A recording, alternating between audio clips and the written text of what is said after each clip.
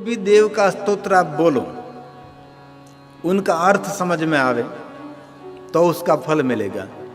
लेकिन महादेव के स्तोत्र के लिए कह दिया, शंकर भगवान का कोई भी स्तोत्र आप गाओ, इनमें उनका अर्थ आपको कुछ भी मालूम नहीं है, तो भी बोलने मात्र से, सुनने मात्र से फल मिलता है। इसलिए सभी देवों के स्तोत्र को श्रेष्ठ मानना चाहिए, लेकिन सर्वश्रेष्ठ स्तोत्र भगवान शंकर जी के हैं। निरुपवाद, पुष्पदंत जी ने कह दिया निरुपवाद है।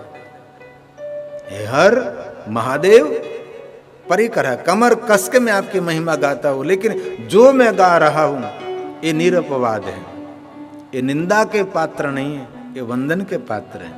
इसलिए कोई भी मानव काली घैली भाषा में भगवान शंकर जी के गुणगान करते हैं, ये सभी वंदनीय रहते हैं। इसलिए कभी कोई शिव भक्त अपनी भाषा में जो भगवान शंकर जी के गुणगान करते हैं, ये प्रणम्य है, वो वंदनीय है। और भगवान शिव के दरबार में भाषा की महिमा नहीं है, भाव भावा कर्म भाव की महिमा होती है, वहाँ कोई भाषा की महिमा नहीं होती।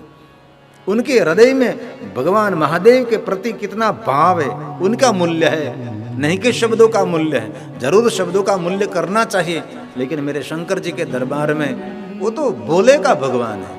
जो भोले भले लोग हैं उनका कोई ईश्वर है तो भगवान शिव है। और शिवालय में जाकर कोई भी गलती हो जाए आपसे तो कभी भयभीत नहीं होना चाहिए।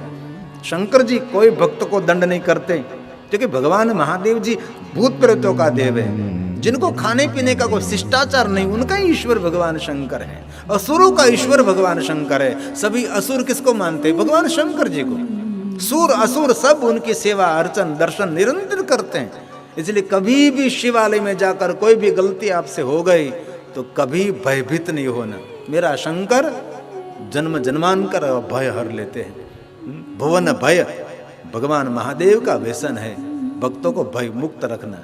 इसलिए बहुत सारे शिव भक्त हैं, शिव जी से डरते हैं, महादेव से भयभीत रहते हैं। नहीं, दुष्ट जरूर भयभीत रहना चाहिए। जिनमें दुष्टता, जिनमें कपट है, जिनमें दंभ है, जिनमें कोई दुष्टता पूरी भरी हुई है, उसको जरूर शंकर जी से डरना चाहिए।